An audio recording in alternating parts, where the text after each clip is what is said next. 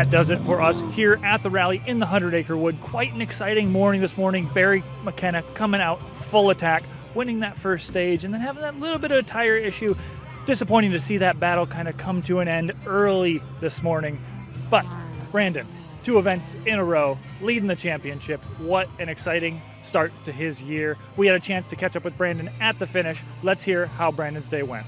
Today was a better day for sure. Yesterday I felt like was a little more on the edge than I wanted it to be, and today just felt, obviously definitely pushing, but more controlled, and really enjoyed the stages today, and just, I don't know, had a good rhythm. Maybe I just needed a warm up, but yeah, overall really good day, good event. It's fun to have Barry back. Tell us a little bit about the battle. Were you guys comparing stage times at the end of the stages? Like, how detailed was that battle getting out there?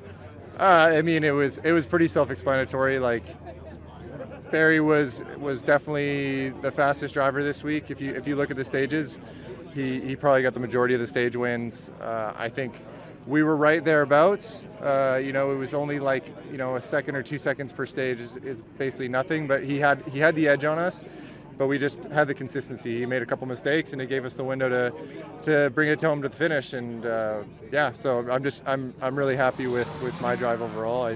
So this will be the 4th event in the car. It's great. There's still things to learn, and this rally especially. Like, I think we tried to find another level in the car, just pushing it and definitely reaching some limits in some areas. And we know, like, if Barry keeps bringing this speed and this battle to us, that we might need to find improve the setup and just improve little things. This event was obviously a good one for me. I think this is my 4th win in Missouri, so maybe the most wins at an ARA event I've ever had. Great start to the year for Brandon, but pretty exciting to see him battling with Barry McKenna. Barry coming out, actually putting a challenge on Brandon. We had a chance to catch up with Barry, and maybe we might see him a little bit more this year. Let's hear what Barry had to say about the day and the weekend. Yeah, it was an eventful day, but we're here now. We just silly mistakes all day. That's just been what I did the car so long. And just making silly mistakes all day, picking up punctures and half spins and silly stuff. Saying some silly stuff here or there, but you came out hot that first stage. First overall in the first stage. You pretty happy with that pace? Being out of the car for a little bit of time. Listen, it was unbelievable. To be quick, and then we were fastest out of the box again this morning.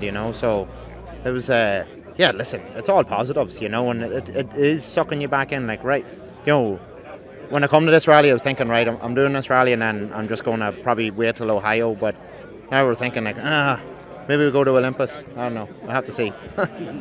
Great to hear from Barry. Personally, I would love to see him back out at Olympus, putting that pressure on the brand new Subarus. Going to be an exciting year. Hopefully we see him back out. But not just Brandon and Barry out there. Travis kind of struggling a little bit this weekend. We had a chance to catch up with Travis to kind of hear what his struggles were all about and what he's looking forward to this year to kind of bring that competition up another level. Well, fans came out, a lot of moto fans, definitely a lot of people who have been here year after year.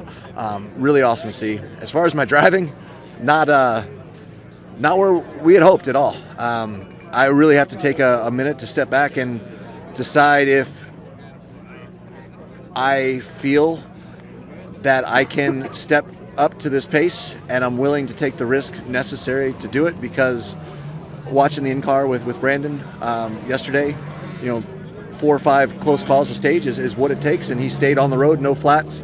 Barry had 3 or 4 flats, but still finished ahead of us. Like, they're just pushing, and I don't know, maybe I said I'm 40, maybe I'm getting old, but I'm driving as fast as I can comfortably, and I'm going to need to push it. I'm going to need to take risks. I'm going to need to be going flat out and, barely missing trees, and chasing Brandon and Barry's 100% what I'm willing to do, because coming back out here to get my butt kicked week in and week out is just not where I want to be.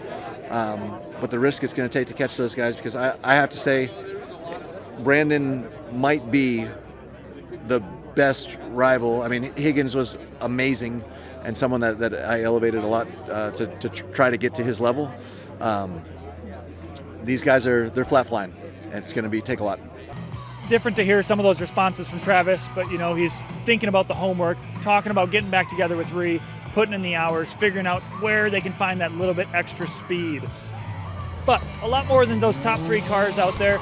we had a chance to catch up with the regional overall winner, Todd Hartman, at the end of the event. Let's hear how his rally went.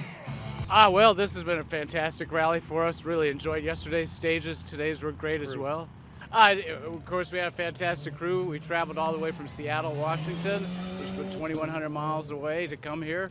You guys said you had a smooth rally overall, but on that last stage, you may have had something. Why is the car parked here and not over in the service area? Tell us about that last stage. Well, it seems as though we broke a ring gear in the car. We were able to limp it out, and then a fellow competitor was able to flat toe us into here, and we drove it across the finish line, and here we are. So flat-toed to the podium for the overall regional win. Correct. A little drama. A little drama at the beginning, a little drama at the end. Makes it that much more worth it, right? Absolutely. Great. Thank you very much. Thanks, guys. Highlight of the weekend, you two. Yeah. All right, for sure. Great to hear from Todd Hartman, winning the regional rally, but not without some struggles. Getting towed in at the finish. I mean, what more rewarding finish than to be towed in and still be able to take home that regional win?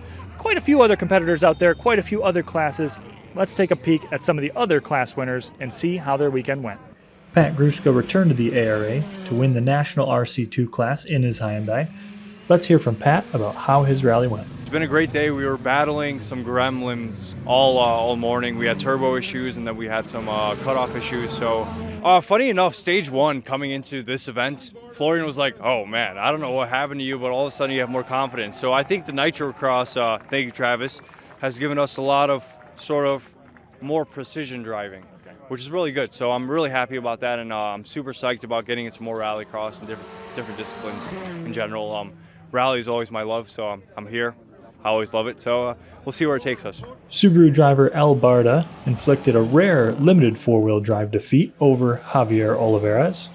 Micah Nicholson kept his Golf out front of open two-wheel drive, while Chris Sears' Fiesta was unbeatable in limited two-wheel drive. Chinese driver Chu-Hu Wen landed a NA four-wheel drive class success in his Impreza. Back to the regional classes, right behind Todd Hartman was Ryan Rethy's NA four-wheel drive, winning his class and second in the regional. James Randall took the limited four-wheel drive award in the regionals. Honda Civic driver Weston Davis won limited two-wheel drive, while Matthew Nikinen won open two-wheel drive in the regional class. That does it for us here at the 100 Acre Wood in Missouri. Very exciting weekend. So much competition. Perfect weather for such a great event. Stay tuned. We're heading to Olympus Rally, West Coast, a couple weeks' time. Dirtfish.com. You know where to go.